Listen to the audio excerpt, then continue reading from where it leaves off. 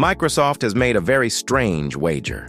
The company is cutting around 4,800 jobs, with 3,200 cuts landing in Xbox and 136 roles eliminated at ID Software.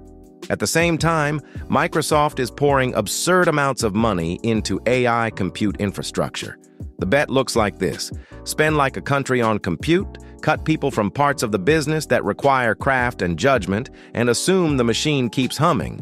Good luck with that. Microsoft has been here before.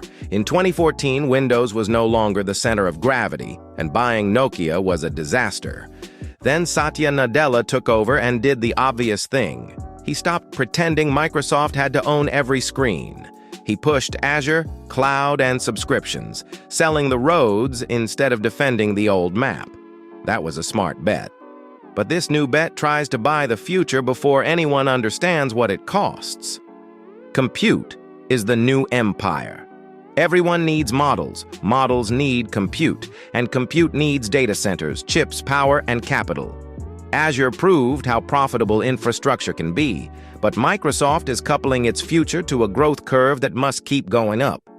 Curves are fun until they meet real financial invoices. The people still matter.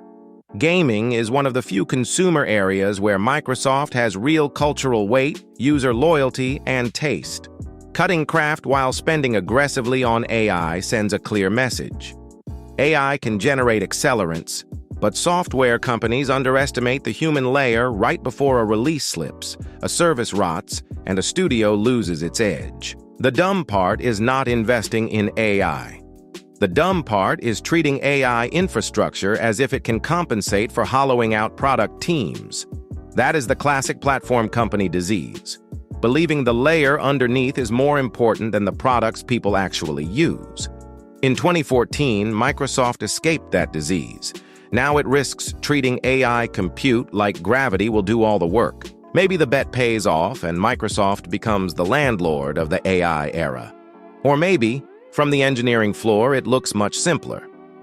A company can own all the pipes in the world and still forget why people turned on the tap.